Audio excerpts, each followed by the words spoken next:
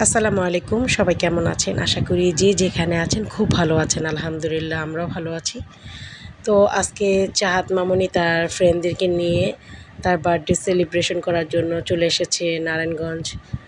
তো birthday celebration করার জন্য প্রথমে আমাদের কী প্রয়োজন? অবশ্যই একটা কেকের প্রয়োজন। তো আমরা সুগন্ধা প্লাসে চলে আসলাম। আর এখানে এসে চাহাত মামুনির ড্রেসের সাথে ম্যাচিং করে এই কেকটাই ছিল। মানে ওর ড্রেসটা ছিল পিঙ্ক কালার। তো বলল, আম্মু আমি একটা পিঙ্ক কালার কেকই নেব। তো তার ড্রেসের সাথে ম্যাচিং করে আমরা এই বার্থডে কেকটা সিলেকশন করলাম। এটা হচ্ছে একদম স্ট্রবেরি ফ্লেভারের খুবই ইয়াম্মি একটা কেক ছিল। আর সুগন্ধা প্লাসের কেক সবসময় খুবই সুস্বাদু হয়, তো আজকে এর ব্যতিক্রম নয়। তো আমরা এখানে চাহাত মামুনির নামটা লিখে নিলাম। এইবার চাহাত মামুনির বার্থডেটা আমরা তেমন বড় করে সেলিব্রেশন করতে পারিনি। তো যাই হোক, বাচ্চাদের খুশির জন্য সব কিছু করতে পারি আমি। তো ওদেরকে নিয়ে চলে আসলাম আমি চিকে চিজে। তো এটা নারায়ণগঞ্জের খুবই সুন্দর একটা রেস্টুরেন্ট। আমার কাছে এটার পরিবেশটা এত সুন্দর লেগেছে, এটার ডেকোরেশন সব কিছু ওভারঅল অনেক সুন্দর। তো যাই হোক, বাচ্চারা প্রথমে এখানে কিছু ফটোশ্যুট করে নিচ্ছে, আর এই ফটোশ্যুটে হেল্প করতেছে আমার মেয়ের বান্ধবীর একটা বোন। তো ও আজকে আমাদের সাথে এসেছে, আমি খুবই খুশি হয়েছি। তো ও আসাতে আমার অনেক কাজগুলোই হালকা হয়ে গেছে, কারণ ও অনেক কিছুই ওদেরকে মানে পিকটিক তুলে দেওয়া সাহায্য করতেছে, আর আমি বাকি কাজগুলো করে নিচ্ছি। কারণ এখানে খাবার অর্ডার দিলে খাবারটা প্রিপারেশন হতে অনেক সময় লাগে। তো চিন্তা করলাম আগে খাবারটা অর্ডার দিয়ে তারপরে আমরা বাচ্চাদেরকে নিয়ে বাকি কাজগুলো করে ফেলি। তো প্রত্যেকটা ভিউ কিন্তু খুব সুন্দর ছিল। বললাম না, এই রেস্টুরেন্টটা অনেক ইউনিক আর আনকমন, আমার কাছে খুবই ভালো লেগেছে। তো যাই হোক, ফটো টটো তোলার পরে আমরা চলে আসলাম কেকটা কাটার জন্য। আর এই তো চাহাত মামুনির কেক কাটার জন্য আমরা সবাই এখানে একসাথে বসে আছি। আর এই তো ওর ফ্রেন্ডরা অনেক মজা করতেছে। আসলে ওদের আনন্দের জন্যই কিন্তু এখানে আসা। তো যাই হোক, কেক টেক কাটা শেষ। এখন আমরা আমাদের খাবারের জন্য অপেক্ষা করতেছি। তো চাহাতকে বললাম যে তুমি কেকটা কেটে সবাইকে খাইয়ে দাও। তো ও প্রথমে কেটেই বলল, আম্মু তুমি এদিকে আসো, মানে প্রথমে আমাকে খাইয়ে দেবে। তো যাই হোক, সবাইকে কেক টেক খাওয়া দিচ্ছে।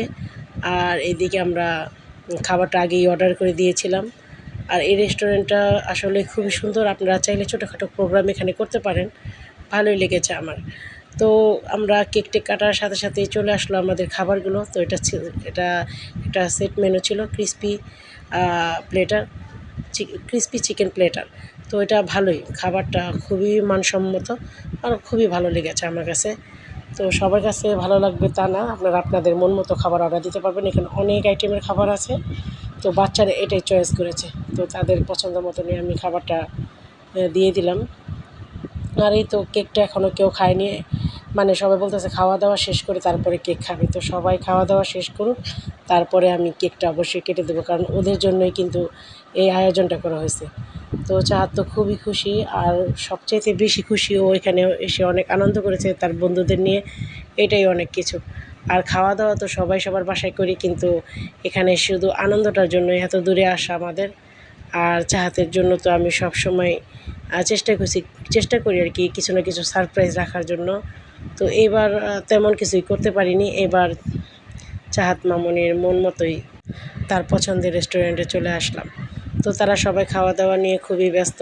আর এ তো সাথে চলে এসেছে কোল্ড ড্রিঙ্ক। আর আপনি চাইনিজ খাবার খেতে গেলে কিন্তু এটা ছাড়া কিন্তু একদম জমবে না, অবশ্যই ঠান্ডা লাগবে, ঠান্ডা ছাড়া তো আমার চলে না। তো যাই হোক, আমরা এখানে মজো নিয়ে নিয়েছি, আর সবাই খাওয়া দাওয়া করতেছে আর গল্প করতেছে। তো আমরা এখানে দুপুর টাইমে চলে গিয়েছিলাম, কারণ বাচ্চাদের যেহেতু নিয়ে যাব, সন্ধ্যা আমি করতে চাইনি বাইরে। তো আমরা 2টা বাজে চলে গিয়েছিলাম, আর ফিরতে ফিরতে 4:30টার মধ্যে বাসায় চলে এসেছি। তো যাই হোক, সব শেষে খাওয়া দাওয়া শেষে এখন আমি একটু কেকটা ভাগ করে দিচ্ছি, কারণ ওরা যেহেতু খাবারের পরে খাবে বলেছিল, তাই আমি এখন খাওয়া দাওয়া শেষ যেহেতু, এখন আমি ওদেরকে কেকটাকে ভাগ করে দিচ্ছি। তো সব কিছু মিলিয়ে আলহামদুলিল্লাহ অনেক সুন্দর একটা প্রোগ্রাম হয়েছে। আমি অনেক খুশি, আর চাহাতও অনেক খুশি। আর চাহাতের খুশির জন্যই কিন্তু এত কিছু করা।